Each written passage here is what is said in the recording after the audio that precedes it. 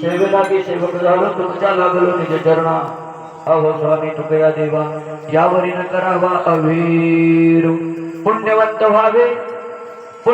व्हावे घेता सज्जनाची नावे नेघे माझी वाचा तुटी महालाभ फुकासाठी प्रस्तुत प्राप्त प्रसंगी प्राप्त वेळी चिंताटोपी सेवेकरिता घेतलेला अभंग महान भगवत भक्त वैराग्याचे मूर्तिमंत पुतळे देवते सुप्रसिद्ध साधू तथा पंचमवेद निर्माते म्हणून ज्यांना संबोधलं जातं संबंध जगाचा संसार सुखाचा व्हावा म्हणून आपल्या संसाराची राख रांगोळी करणारे वितराग संपन्न साधू जगद्गुरु तुकोबराय यांचा 4 चरणाचा आणि सज्जनाची लक्षणे सांगणारा अभंग आहे. विडाला विडाला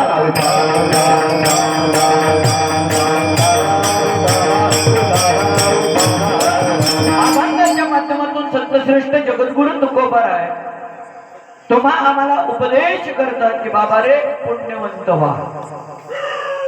साधकानं महाराजांना प्रश्न केला महाराज आम्ही पुण्यवंत होऊ पण कशाच्या माध्यमातून आम्हाला पुण्य प्राप्त होईल हे तर सांगा. महाराजांनी सांगितलं अगदी सोपं बाबा पुण्यवंत जर तुला व्हायचं असेल तुला जर जीवनामध्ये पुण्य त्या ठिकाणी प्रतिपादित करायचं असेल तुला साठवायचं असेल तर एकच पर्याय कुठला सज्जनाचं नाव घे. कुणाचं? सज्जनाचं नाव घे तुला जीवनात पुण्य प्राप्त होईल. साधकानं विचारलं महाराज तुम्ही मला सांगता का तुम्ही घेतलंय? त्याच्या अगोदर महाराजांनी सांगितलं बाबा माझी कधीच वाचा थांबली नाही मी सतत त्याचं नामस्मरण करतो. अरे मी तर त्याला एवढीच प्रार्थना करेल बस देवा हा जर फुकटचा महालाभ जर पदरामध्ये पडत असेल तर माझी वाचा मी कधीच बंद ठेवणार नाही आणि एवढीच त्याला प्रार्थना करेल की बस माझ्या वाचेनं जोपर्यंत मला बोलता येतंय तोपर्यंत मला तुझं नामस्मरण करण्याची संधी दे. नेघे माझी वाचा तुटी आणि महालाभ फुकासाठी फुकटचा महालाभ माझ्या पदरामध्ये पडतोय तर मग आता काही काळजी करायची गरज नाही.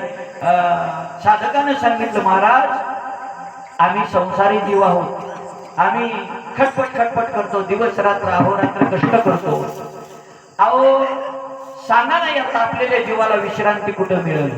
महाराजांनी सांगितलं अरे विश्रांती खूप जवळ आहे विश्रांती अगदी जवळ आहे फक्त तू त्या रस्त्याने तिथपर्यंत गेला का तुला विश्रांती मिळेल. सांगा ना महाराज कुठे विश्रांती? महाराजांनी सांगितलं